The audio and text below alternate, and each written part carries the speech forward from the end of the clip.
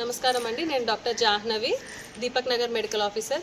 జిల్లా as per district collector instructions మేము ఇక్కడ ఎస్సీ హాస్టల్లో క్యాంప్ నిర్వహించడం జరుగుతుంది. ముఖ్యంగా ఈ క్యాంప్ ఉద్దేశం ఏంటంటే ఈ సీజనల్ డిసీజెస్ అనేది ప్రీ స్టేజ్లోనే దాన్ని ఎరాడికేట్ చేయడం అనమాట. అంటే లైక్ ఇప్పుడు ఫీవర్ ఉంది, ఫీవర్ సిమ్టమ్స్ అనేవి వీళ్ళకి తెలిస్తే లైక్ డెంగ్యూ, మలేరియా ఏదన్నా సిమ్టమ్స్ అనేది వీళ్ళకి తెలిసినా కానీ లేదు అని అంటే ఇక్కడ ట్రీట్మెంట్ ఇవ్వడం, పరీక్షలు అనేవి నిర్వహించడం జరుగుతుంది. లైక్ డెంగ్యూ, టైఫాయిడ్, మలేరియా ఇలాంటి రక్త పరీక్షలు నిర్వహించడం జరుగుతుంది. పర్సనల్ హైజీన్ గురించి ఎక్స్ప్లెయిన్ చేయడం అనేది జరుగుతుంది.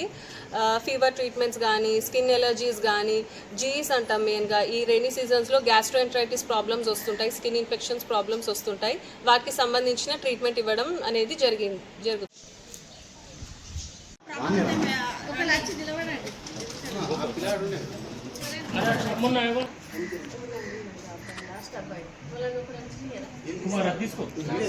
ఏంటంటే బయట ఫుడ్ తినద్దు.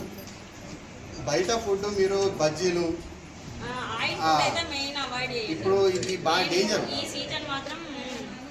మీరు అక్కడికి పోయి నూడిల్స్ అని, ఫ్రైడ్ రైస్లు, తర్వాత ఈ బజ్జీలు, సమోసాలు, ఆ థమ్స్అప్లు, కూల్ డ్రింక్స్ ఇవన్నిటిని కూడా బంద్ చేయాలి.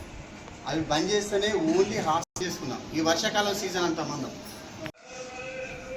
కళ్ళు ఉన్నాయి కదా, వెనుక భాగాలు లాగినట్టు, తర్వాత రాషెస్, ఎర్రటి కానీ నల్లటి కానీ రాషెస్, తర్వాత హై ఫీవర్ ఉంటుంది, జ్వరం అనేది విపరీతంగా ఎక్కువ టెంపరేచర్ జ్వరం ఉంటుంది.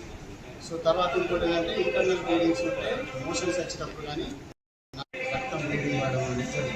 సో ఇవన్నీ కూడా ఏంటంటే డెంగ్యూకి సంబంధించిన సింటమ్స్. అది ప్రైమరీ స్థాయి లోపల, ప్రాథమిక స్థాయి లోపల మనం ఏం చేస్తామంటే దాన్ని గుర్తించేసి మనం ఇమ్మీడియట్గా దాన్ని నివారించుకొని ఆటోమేటిక్గా దాన్ని తగ్గి మీకేమైనా ప్రాబ్లమ్స్ ఉన్నా ఇప్పుడు డాక్టర్